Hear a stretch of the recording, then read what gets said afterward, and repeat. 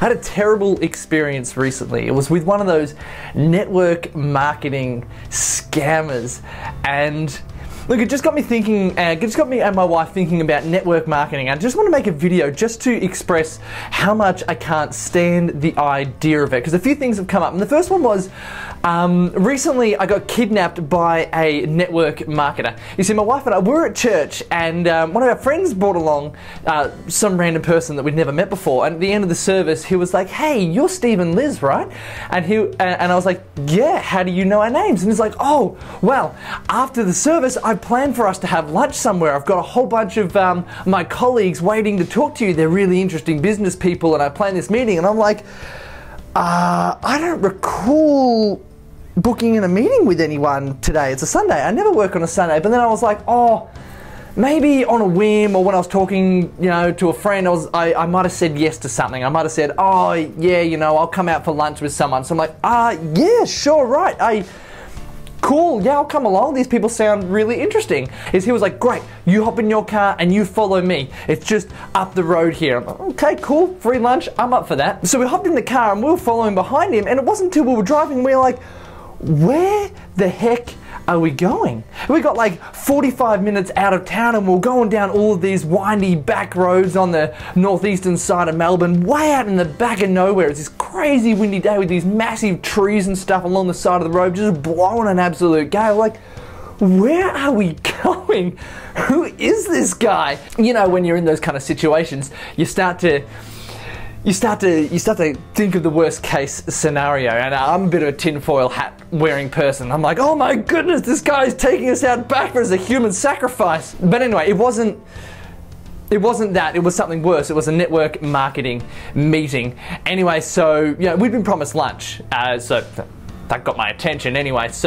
And we'd also been promised that there were some colleagues of his that really wanted to talk to us about the skills that we have in marketing and in copywriting. Anyway, we got there. There was no lunch. There was a box of biscuits on the table there. And the moment that we walked into the door of this house, it was this creepy, dingy old house on this massive block of land with all these massive old gum trees which were blowing a gale around the place. I mean, you couldn't write this stuff. But we got in there and like, well, look, I'll sit down, I'll have lunch, I'll chat to these people, whatever. No lunch, just like a box of stale biscuits on the table. And the moment that we went in there, someone was handing out name tags. And the moment that we saw it, I go to Liz, "I think this is a network marketing event. Damn it." And sure enough, that's exactly what it was. The moment that we saw the stale biscuits and the name tags, we knew exactly what was going on. But seriously, if you have a really great business model or a really great offer for someone, you don't need to kidnap them in order to make your pitch. But what made it even worse was when he first mentioned that there was a lunch happening and that we were invited somewhere, I was like, dude, I've got lunch with my 98-year-old grandpa. I really want to get around because I've got to do some shopping for him and look after the guy.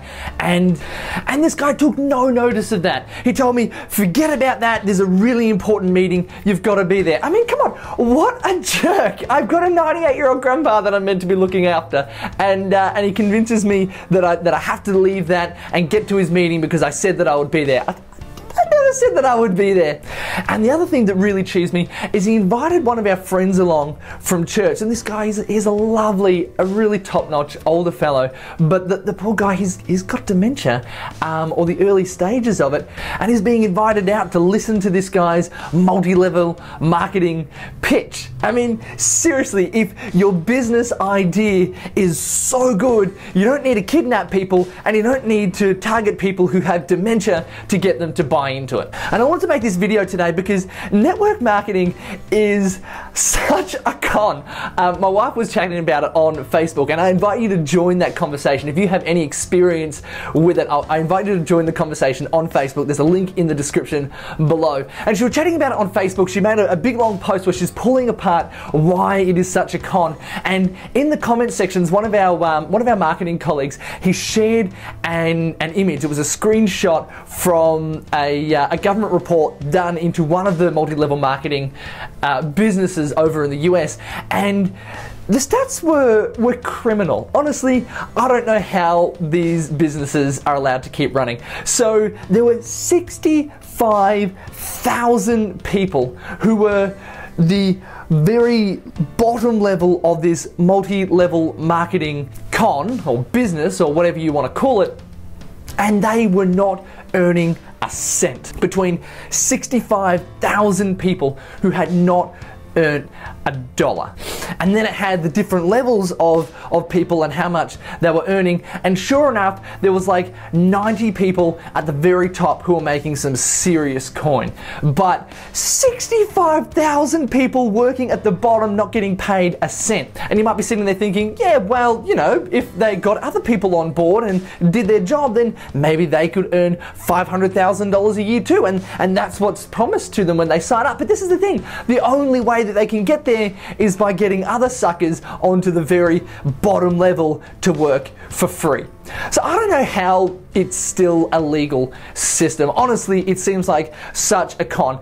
Now, if you've had your own experience with network marketing, MLM sort of stuff, when I'm talking about this, I'm talking about things like Tupperware. We've got one over here which is called Nature's Direct, Thermomix. Those wonderful cooking machines are sold using these party plans, network marketing style stuff. But if you've ever had your own crazy experience, if you've ever been kidnapped in order to bring you along, drag you along, kicking and screaming to one of these important meetings, then jump over to the conversation that's happening on Facebook. There's a link in the description below. I want to hear your story. But see, this is the thing that really annoys us about it. We are going into coaching people into starting their own freelance business. This is something which we're doing as another project. And you know, we've started talking to families, parents who are looking at different business opportunities, and one of the business opportunities that are targeted toward mums and parents and people who are looking to start something else, maybe start something on the side, one of the things that are targeted to them are these MLM scams. And I just think that's so sad, because with the amount of effort that you have to put into these things to actually get any return, or the skills that you have to bring to it, you could get some serious return in your own business or in any other field of expertise. If you were to put in the same amount of time, the same level of prospecting, finding prospective clients and that sort of stuff, you could grow your own thing where you get 100% of the revenue and you can do whatever you want with the capital. Not just earning money for the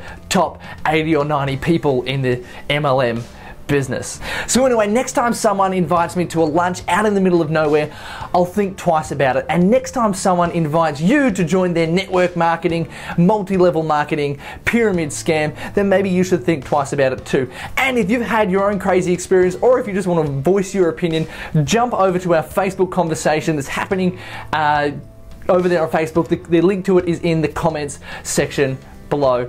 In the description section below. So click on that, jump into the conversation. I'd love to hear what your stories are as well. I'm Steve from Mills Motion, and we'll talk again real soon.